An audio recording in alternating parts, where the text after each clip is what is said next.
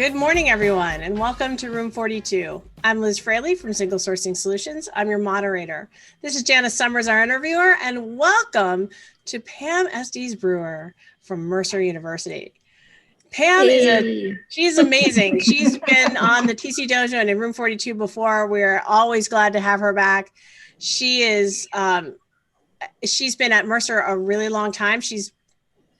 You've been working with remote for a long time. You've been doing research in organizational process and maturity. You've been working on remote teaming. You've been working in technical communications research.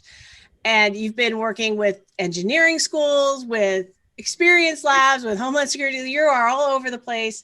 And you've been working with journals. You edited some journals? Mm-hmm. Over the time. Special issues and on some boards, yeah. There we go. She's been everywhere, and we're super glad that you're here with us today. Thank you. It's good to be here, y'all. Yeah, indeed. It is very nice for you to be. I think this is your first Room 42. I think we've talked officially, yeah. Yeah, this is your first official.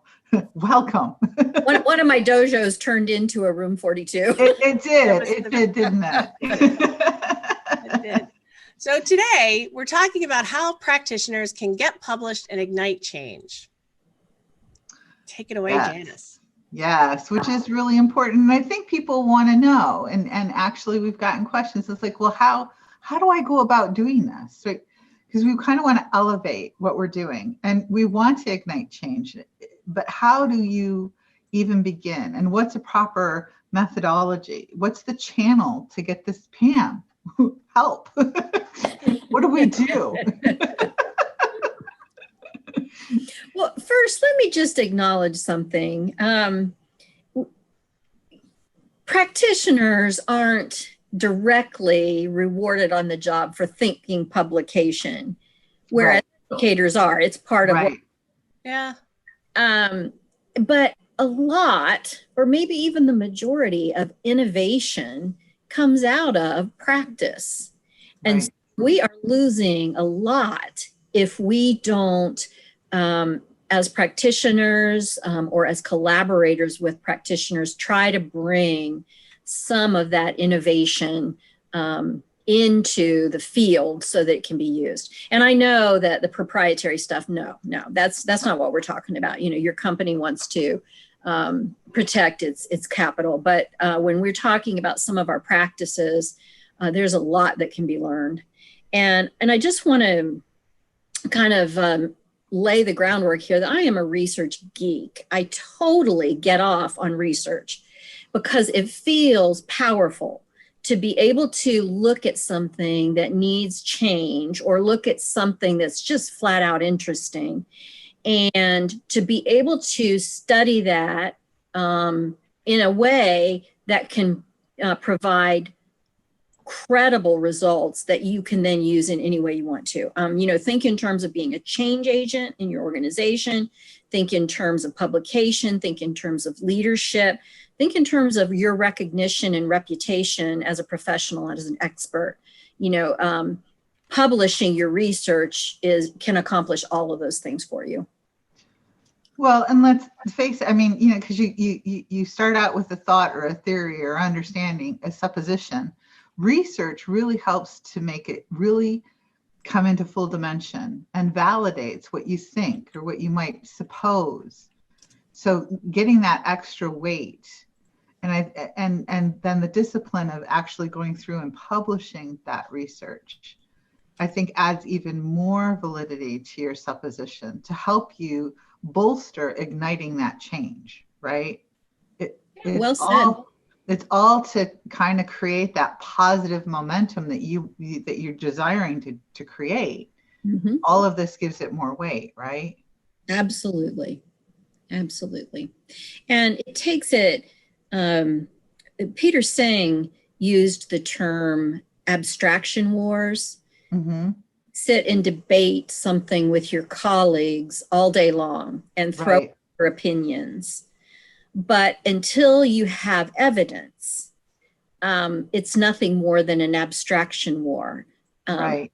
You can think politics today, abstraction wars. It's not until you know how to study it to present reliable, valid data, that you've got a real case to make. Right. And I think that's like a really important piece that's often overlooked. There's a lot of rigor in collecting that data. Mm-hmm. But until you have that data, it's really just an opinion. Mm-hmm. Does that make sense? To me, it's just an opinion. It's No, an it is. interesting theory. Yeah. It's a claim. A claim with no evidence. Right. Well, it doesn't have any teeth in it. Mm-hmm. And I think that's kind of a dangerous thing to make claims without doing that rigor, mm-hmm. right? So how would someone go about, like they have an idea, they have a concept, how would they go about getting teeth in their hypothesis? Well, the one word that I would throw out there first, and it's not the only word, is systematic. Mm-hmm. Research needs, if you're going to present evidence for a claim, mm-hmm. to present evidence that is replicable, which means if somebody else tried to present that evidence, they would be able to do it as well. Mm-hmm. Aggregable, meaning that you've provided the evidence, so now other people can build on it. And it's data driven. You've got evidence based in data. And to produce those three things, you have to be very systematic about it. So as asks me about, okay, so how do you get started? Well, you look for a problem. So a gap between what you have and what you would like to have. Maybe it's a process in your organization. It's not working well, mm-hmm. for it to work better, but you just have opinions about that right now and you need to sell it. Well, then you've seen that gap, and then you're going to ask yourself, so what methods could I use in order to produce data about that gap that would answer questions about how to solve that problem? And then you gather that data systematically, you analyze it systematically, and you produce it systematically, whether publication in your organization or a publication in a journal or a magazine. Mm-hmm. And I think when you're looking for data, are you also looking for things that disprove, like prove and disprove your thoughts or your theory about the process? No, I'm not looking for proof, and I'm not looking for disproof. Mm-hmm. I'm looking for data. Right. And that data either disproves or proves. If I go into it looking for proof, I have biased my study from the beginning. Mm-hmm. I can have a claim about what my problem is, but I cannot make a valid claim about the solution until I have studied it in a non-biased way. So let's say you've got a process problem at your organization. I can use one at our university right now. Our research process is so cumbersome. By the time a researcher who wants to get funded by let's say the National Science Foundation, right, by the time that person takes an award through the approval process and sets up the accounting process, I couldn't even tell you how many signatures are required and how much replication takes place. And we need to find a solution for that. And so right now in the middle of identifying the problem, identifying alternatives for solving the problem, and then studying the data about our proposed solution. So we're actually getting ready to run a pilot to collect the data to tell us whether or not the solution we think that's going to work is going to work. So what kinds of things did you gather to find out about this? I'm sort of curious about the study itself now. I would give great credit to a colleague of mine who has identified a piece of software that we actually use this tiny little piece of it here already, but we're not using it correctly. And so she has put together a proposal for the pilot to take this piece of software and implement it throughout 3 of the colleges and schools within our university. We're actually going to run it. Well, we have to get approval. It goes to administration within the next couple weeks, actually. So it's that kind of research. So that may or may not be interesting outside of our university. I think it will be. I think it's going to be interesting to see if this pilot reveals that, oh yeah, we could use this and greatly improve our costs, as well as the amount of funding we're bringing in. But I think this is going to be something interesting to other universities once we're finished, and then it might be publishable. Yeah, go ahead. I can think of another example. Well, so no, I was thinking more in terms of, so for me, sometimes I need practical steps. I need to see an example of my math showing anywhere, right? I need to see some examples so I can extrapolate them. So so it takes a lot of signatures, and there's replication. So what kind of signature, what kind of replication, how do you find something like that? And what do you do? Do you go count? Do you go interview? Right. So what do you do to, when you have a thought that there's some way that this general process kind of screwy or whatever, and you want to like gather that data. What do you do? So if I use this specific example, and then I'll try to maybe do another one as well. Sure. We're going to run the pilot with a new grant process, in this case through our medical school, I think. And we are going to then compare it to the metrics that we already have on the process that we've been using. And so then we're going to have metrics about how the software and actually the way we use the software, how the new way has an impact on the old way in terms of amount of time spent, problems reported, dates that are deadlines that are accomplished early. Those will be some of our metrics. Metrics. Can't get away from that. Metrics and tracking. No, absolutely not. And you don't want to. No, you don't want to. You don't. So, and part of this is, I just kind of want to back up a little bit. Part of this is you've got a tool in your toolbox right now that's not really being utilized because it's not been, you haven't been fully trained on it, or, people haven't adopted the power tools to do a process. So therefore, the process has all grown and gotten cumbersome. So part of this is also the difference in learning how to use your tools. But like you might expect in any large organization, there are a lot of complex reasons for why that's not happening. It's just, we missed that. There are a lot of reasons why it hasn't happened. Right. But I mean, that's not unusual for companies. Like, the problem, but what do you have in your toolbox already?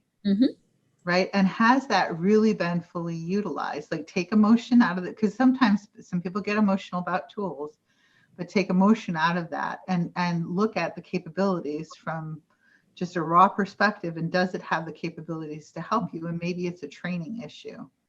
And collect the data, because I can tell you that this issue is hugely emotional here at this university. Right. And so we're taking a solution and data-driven approach. And is that helping with convincing people to be part of the pilot? We're hoping. Well, we look forward to seeing how that turns out. So I kind of want to go back to the other thing too. You were talking, when you get started, you got a supposition and then start gathering data.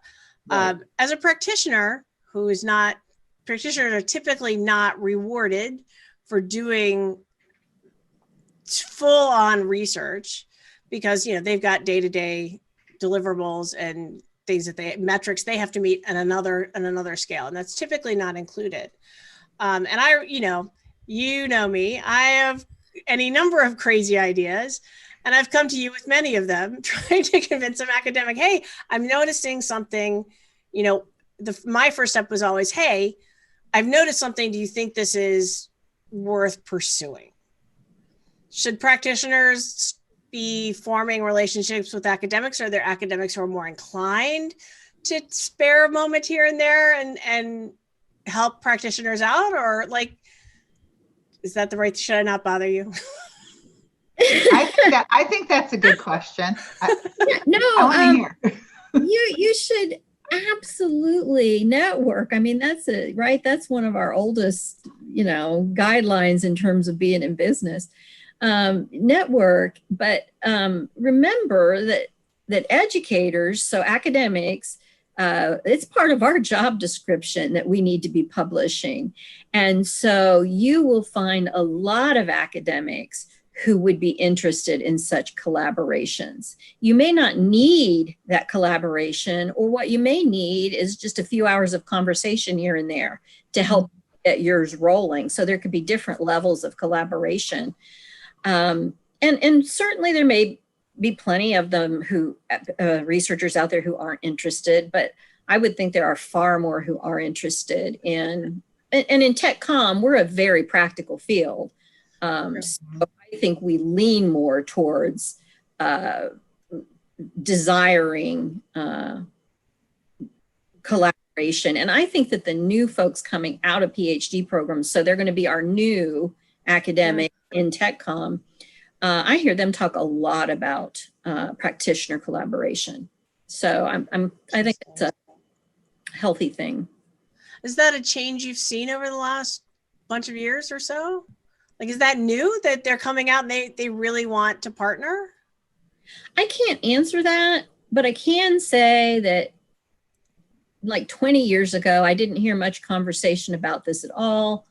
And it's been building. And of course, I've been part of that, just build those connections for a decade or more. But it's building. There's just a great deal of interest in collaboration. But you don't have to have that either. All you need is some basic knowledge to be a researcher simply as a leader in your organization.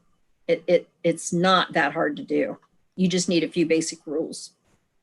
So what are the few basic rules? Like how would you lay that out? I was going to tell y'all, I had held up my book before, right? And I haven't done this before in a dojo or in a Room 42, but this is important. I want people to pay attention. This is a research primer for technical communication. Second edition just came out and I'm a co-author.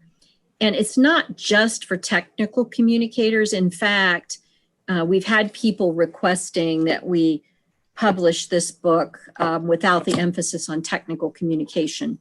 Right. It's a beginner's guide to doing basic research. And so I have great faith and pride in it, which is why I brought it up here. I think this is important. Did we put that in the chat? I did. For everybody? Okay. And they can find this at a bookstore, online. Oh, yeah. Yeah. And so Hey Ho and Brewer. Mm-hmm. Can you just tell me the title of the book? A Research Primer for Technical Communication. That was the title on the first edition, and we didn't change that. Okay, good. And you can contact me if you've got questions when you want to use that book. If I've left something out, or I know if Dr. Hey Ho perceives we've left something out, we'd love to hear it anyway. So, right. Well, and you've been an advocate. The book is very readable. You've been an advocate for making research writing accessible to practitioners. So I'm not surprised you're writing to help practitioners make more contribution from a research perspective. Absolutely. Yeah. See, so anybody wanting to do stuff, Pam is accessible. You should do that. Well, I find a lot of people, we've been talking to a lot of academics and a lot of published researchers, and I find all of them are very accessible. I don't think anyone should ever be afraid to reach out and try and find here's Pam, and reach out and send you an email directly. I know as a tribe, they tend to, talk about how shy they are, and it's true, introverted, but it's a group of introverts. So you can be a little extroverted or outgoing in a group of introverts. I'm not an introvert. No, but yes, true. Right. But there's a lot of people in the field. I mean, really, Yes. honestly, in the field, it does attract a lot of people who tend to be, very thoughtful and more introverted, and they think a lot. So they don't tend to go out a lot, or they don't feel as comfortable reaching out or shouting out. So what other channels? So sometimes networking can be hard for people. Mhm. They don't know how to approach someone or what to say. But I know too that you gave me another channel, and I'm sure you can come up with more. When I came to you with some crazy observation, you're like, write it up and submit it to I'll read over it for you, but submit it to a journal and see if anybody responds to you and if anybody else is also seeing this problem. So it's a way of putting it in front of other people and inviting them to contact you rather than you having to go out and cold call someone else. Yeah. Yeah. So in your organizations that you belong to, among your colleagues within your organization, joining a new professional organization, if you've got some you're interested in, Yeah. Great ways to vet those ideas that you've got and see if you hit someone else with that same interest. Excellent. So that seems like a good channel to academic practitioner partnerships. Any other ideas, sort of random thoughts you have about ways for practitioners and academics to connect? Well, the Society for Technical Communication and IEEE's Professional Communication Society, those are both places. Write the Docs, some of the blogs in our field, those are some good places. Tom Johnson's blog is a very popular one right now, but there are a lot of others. And those are all places, blogs of interest where you might get in touch with someone with similar interests, or they might say to you, oh yeah, you should read X. And then that opens up a new avenue for you of names. And then I reiterate the idea that feel free to reach out to authors or bloggers and say, hey, I want to take this a little further. Can you suggest any connections for me? Just like what we're doing here. Nice. There you go. I will put your email and your LinkedIn into the chat so that anyone who wants to connect absolutely can. So, and as you've done this before, you've partnered with practitioners, you've done research in industry settings. Are there things that are hard to build those? Like, what are the challenges in building those kinds of relationships or keeping them going? I know I have my opinions, but no one's here for me. I think there are probably two barriers to entry for you doing research as a practitioner. I think one is just a complete unawareness of how to go about it or why to go about it. Why should I research and how do I get started, which we've already talked about a little bit. And then the other barrier, I think, is time. Everybody is short on time. This is something new to think about. So I would strongly encourage you not to put the pressure on yourself to just go out and find a research project right now, although maybe you have one in mind, but just to start talking about it. And that will help you to explore it with very little investment and to begin to think about, well, how might I do it and why might I do it? I know that I teach at Mercer University and I teach our graduate program, which is for professionals. And when we get to research, it's never hard for them to find projects within their organizations. We encourage them to do that because then it's a win-win, right? They work on their education and they return value to their organization. And so because of that, it's just never an issue for them to see a problem within their organization or a challenge or an opportunity that, they could practice their first real reliable research on. And it's really fun to watch that. I learn so much from what they approach. So what are some of the tactics or techniques that they use to try and get, because I'm sure a lot of these are individual contributors and they need to get buy-in and approval before they can take the next step. So say they come up with an idea or a thought or observation. And they've chatted with some people, they've connected with STC people, or they've connected with IEEE technical communicators, and everyone pretty much has heard their idea and they think it's a pretty good idea, but now they have to go internal to the company and get approval to do this research. What are some of the tactics or techniques that somebody would use? What have you seen? Well, just as business per usual, you would go to whoever you directly report to first and talk about what this might bring to the organization. And maybe that can be part of your goals for a particular quarter. That happens all the time among my students, but maybe they're not so interested, and it's something that you decide you want to pursue extracurricularly. There may also be legal implications to whatever research you're doing, and then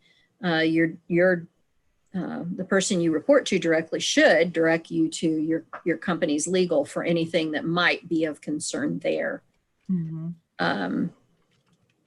Is that kind of what you're meaning, Janice, with your question? So a lot of these people are getting approval for these projects because it's part of their annual goals for personal development, or right, or they make it that way, or they make it strong enough so that it is a good corporate goal, so that it benefits the corporation, and they're good at portraying what the outcome could mean for the organization as well. So I think there's a complex situation. It's that time of year. In academia, you need to, it's publish or perish. But in corporate, it's not that way.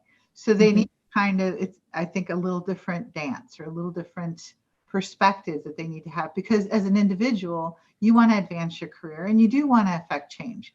I think that, in this field, a lot of people are very conscious about their work and about the environment and about their company. So there is that personal goal that, I would like to excite change in the company. But there's also, I want to look out for the betterment of the organization. And I think that's when you position things. That's that delicate thing that you need to do. That's different, right? Well, and those things work together. I mean, they're not mutually exclusive. Right. And I don't know if this helps. One of my students, she's an alum now, works for a medical firm that provides the mechanisms for and the tools for doing hip replacements. And of course, they have to have their user materials packaged with the machine. And they have to meet government guidelines, validation that documentation works as well as that equipment does. So in this case, my student did a study to test not just whether or not that user documentation was valid, but whether she could suggest a process for validating user documentation every time. In other words, if I do it this way and it worked, can we then suggest that everybody within, I think I can use their name in Stryker, can use this and be assured that they've validated their user documentation. And so that was her research. And she designed it. She heavily used usability research to do that, and came out with an excellent product. It's not that That one's not surprising. And I'm just going to throw this in. I did an interview with a guy at Medtronic HQ who started his project similarly, but he started in 99. So it's a 20-year-old project over there. But they could prove that what went in came out, and their documentation process is a class 3 medical device. Mm-hmm. Like, so there's a lot to that. It's really interesting. But he doesn't do the circuit anymore because his project's 20 years old and he's moved on to more interesting things. Mm-hmm. Digging that stuff out is not easy. No, and I could tell you I dug it out, but I've got to prove to you I dug it out. Right. I've got to have evidence to back up that claim. All right. So I've got one question that's been, it's always on in my back of my mind anyway. So somebody comes up with something, they get started. Practitioners being under time constraints, typically, they're not going to do the same rigorous study, but they might do a certain, like a level of study that's acceptable and can be built on by other researchers. Mm-hmm. Where do you see those boundaries? Like, so I survey 20 of my friends, or I survey 27 people I know, or I survey 50 people in my professional organization. Where are those boundaries for practitioners? Something that makes a good starting point for other researchers? Where do researchers really begin? Like, what's that scale look like? So that as a practitioner, I can say, I'm doing reasonable research for me at my level because Mm-hmm. I've asked this many people. Mm-hmm. Well, there are two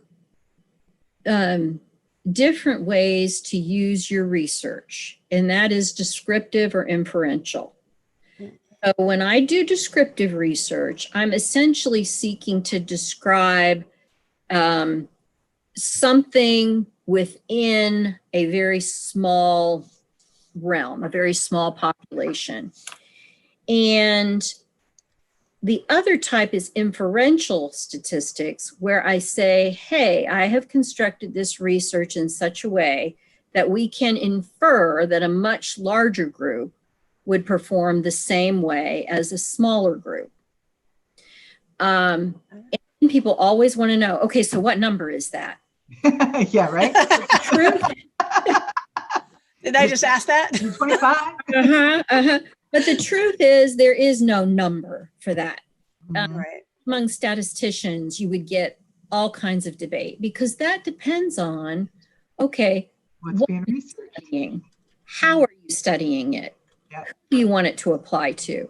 Who did you study? And all of those things would play into how large and what kind of sample do you need, right, between going descriptive and between going inferential.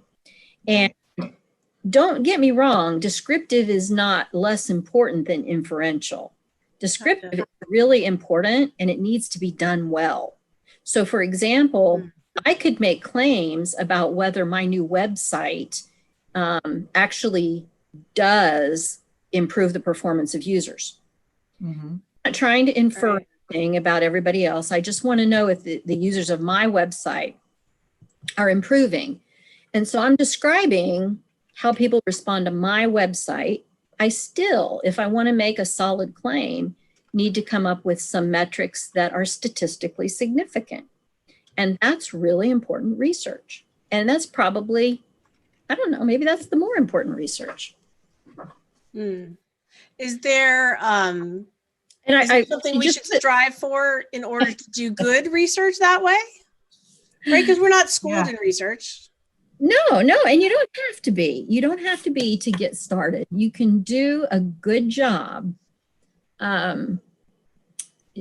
just by starting small. And again, this book that we've done on basics is one way for you to do that. Some real common ways to get started are with usability tests or with surveys, and with performance, studying performance. But a lot of times that's done within usability. So those are some really easy, common, useful ways to get started in research and practice. sort of monitoring yourself for, okay, am I doing this right? Is it reliable? Is it valid? Yeah. You're shaking. That seems, your head. well, like, is it, am I observing myself? Is it valid for me? It's usually no. But, but that seems very accessible. Like anyone Right. can do that. You can observe what you're doing. You can keep records of what you're doing. You can track anything and everything, how many calls you got related from various groups, and track which groups call you the most, right? Or which groups stop by your desk, or which groups send you an email, and how many use the phone, and how many use the Slack channel. You can track anything. Track right? anything. And a lot of times, in universities, we want to know, is this technique working with students? Oh, yeah. People want to write about it. People have like a class and it goes super well and they want to write about it. Well, then we got to ask ourselves, did you collect your data systematically? Did you analyze your data systematically? Because maybe they were still in the abstraction war phase. Hey, I like that. Okay, why'd you like it? Well, I like it because, but no, we got to go a step further than that. You need to the data systematically and then analyze it and report it systematically. Yeah. And I was just going to say, you posted the successfullyremote.com and it is still not live. Yeah, I tend to get into too many things, but I know how that goes. Hoping very soon. I know how that goes. I never met a project I didn't want to be a part of. So instead, you can get her book about working remote, because that's been around since 2015, and I'll put that in the chat window too. Awesome. Wow, that's a lot of great places to start. And it certainly doesn't feel as daunting to practitioners who aren't necessarily rewarded for it, but can be once they raise it to a certain level and show that it's about the organization success and improvement and efficiency, or whatever it is you're tracking against, so that you can improve the thing you're tracking against. So start small and start systematically. There we go. Try to convince your coworkers to observe the same things and hope that they do. Awesome. See, I think we had maybe one question that came from the crowd. Well, so here's what we didn't quite get through all of this. When you're working academics pairing up with practitioners, are there hurdles to sustaining those relationships? Do practitioners expect results faster, or is it all relationship building? Are there, any advice, ideas about sustaining long-term relationships with academics? I don't know. I think it would come down to good teaming. You need, if you're going to collaborate, you need to have some pretty frank discussions about what your goals are, and do they complement one another, and what are your communication expectations and production expectations. Have those conversations, and then you can know whether that particular collaboration is worth a shot or not. You think it might work. I mean, I work very well with some folks and then not so well with others, just because of our, the way we work. Right. Personalities and style. So, I mean, it's okay to talk with several researchers, you know yourself, and get to know who you're trying to partner with, and find out what works best, and kind of removing the emotion, because we don't all work the same way. And sometimes it's better to find someone who's complementary, someone who's not just like you, somebody who, can kind of go toe to toe and challenge in a positive way, but challenge your suppositions and make sure that, you're staying on track. It's not a bad thing. So, and there's no issues really with shopping it around, right? It's not just one idea and this is going to make or break the entire worldview. I mean, you can talk to multiple practitioners, you can talk to multiple academics, you can tell them what you're doing, right? There's no millions of dollars at stake. even if they hear your idea, they might go off in a different direction, or even if they do the same thing you're doing, at least you get the research done, right? And you didn't have to do it as a practitioner, at least. I know that a lot of times people don't like to share their ideas because, oh my God, it's super secret. I can't share that because someone else will take it from me. But that, academics are well aware of issues like that, and nobody's going to do that to you. No, and even in that situation, don't you think that, if multiple people are researching the same type of thing, you can pull all that research together as a culmination, like, those worlds can collide and you can pull it together and say, okay, this found it this way, this found it this way. Here's the similarities in the findings. That's how we grow. That in and of itself is a valid research. It's compiling research that's already been done and drawing the conclusions based on valid research that's already been done. Right? Mm-hmm. That's replicable.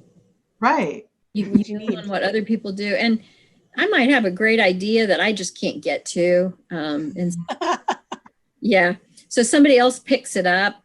Oh, cool. They're going to take it somewhere that's going to help me. And then maybe I pick it up again, but at a different point. So I don't think there's much need for protection.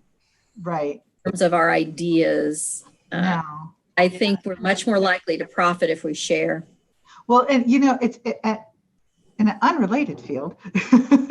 you hear this a lot with people who create music, right, in art, and they do a song, and the song's been done this way, and everybody knows it that way, and then somebody comes along and just changes it and shifts it, and you see things in a whole nother light. So you might have an idea, but it's kind of like art. You put it out there. It's okay, because even if somebody runs with the idea, they're not going to run with it the same way, right? But you've got multiple people running towards looking and investigating this hypothesis and applying research methods to it. So you're, in the end, when you come to your conclusion, they'll come to their conclusion. And again, you can pull it together into something that you would not have if you just tried to hold it so tight and own it, right? I think that's the thing when you're talking about researching things is you let go of ownership, don't you? When you have a theory about something, you kind of let go of the ownership of it, because now you want to explore it and share it with other people and explore it. And in order to explore it, you have to share it. Does that make sense? Yeah, it absolutely does. All right. Awesome. And our time is up. Is it? I don't know how that happens. All right. Awesome. Thank you, Pam, for sharing so much information and making research approachable and accessible to practitioners. I think we're all a little inspired to at least try something, if only observing ourselves and maybe writing up a little thing and networking some ideas the next time we meet to talk to people. Well, it's been my pleasure. And if you got any questions, let me know. That's right. Connect with her on LinkedIn, send her an email, and get the book. Don't forget the book. And remember, start out, what was it again? Start small. Out small. Small and systematically. Systematic. There we go. Great. Awesome. Thank you. Great. Thank you, Pam. Thanks everyone for coming, and we'll see you next time. Bye, everybody. Bye.